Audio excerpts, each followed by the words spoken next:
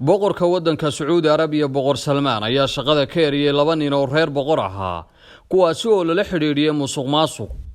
waxaana loo gudbiyay waaxda la dagaalanka musuqmaasuqa si baaritaan loogu sameeyo sida ay sheegtay warbaahinta dalka Sacuudigu wareegta ka soo baxday boqortooyada Sacuudi Arabiya oo la soo saaray subaxii hore ee salaasada maanta ayaa boqor Salmaan waxa uu xilka kaga qaaday Amiir Fahad bin Turki bin Abdulaziz Al Saud oo ahaa taliyihii ciidamada isku dhafka ee xulafada uu hogaaminayo Sacuudiga ee dagaalka ka wada wadanka Yemen waxaana uu xilkii gudoomiyenimo ka qaaday wiilkiisa Amiir Abdulaziz bin Fahad ee gobolka Al Jawf go'aankaasi waxa uu ku salaysnaa warqad uu ka helay dhaxal sugaha boqortooyada Sacuudiga Maxamed bin Salmaan iyo Nasaha oo guddiga la dagaalanka musuqmaasuqa si ay u baaraan dhaqdhaqaaqa lacageed ee laga shakiyay ee wasaaradda gaashaandhigga afar sarkaal oo kale oo ka tirsan militariga waddankaasi ayaa iyaga laftooda waqtigani baaritaan ku socda ku dhawaaqista ayaa waxay muujinaysaa tallaabadii ugu dambeysay ee dawladdu ay kula kacdo waxa ay saraakiishu sheegeen in musuqmaasuqaasi baahsan uu ka jiro boqortooyada Sacuudiga tan iyo markii Maxamed bin Salmaan uu noqday dhaxal sugaha boqortooyada Sacuudiga sanadkii 2017 oo talamarorsi dhinaca boqortooyada ku yimid waxa uu bilaabay olole ka dhana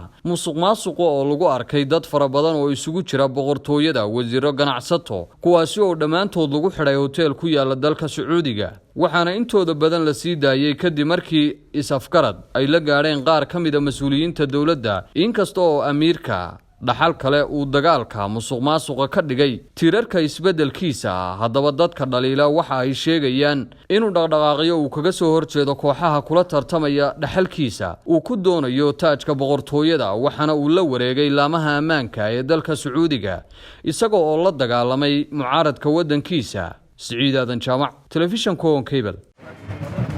magacaygu waa Suldaan magacaygu waa Seeraar isku si ayaan u hadalaa isku sina waan u libisanaa isku midna waanu nahay anigu waxaan isticmaalaa Samtel isagu ma uu isticmaalo Samtel anigu in badan baan Samtel ku hadli karaa balse isagu sida ma sameyn karayo warmaahay run miya waa runtay 24 saacadood waxaan ku hadlaa 2500 oo shilin oo waa bilaash bishii oo dhan waxaan ku hadlaa $5 oo kali ah caadi ma aha maxad mar hore igu sheegi weyday fikir hadal oo hadaalin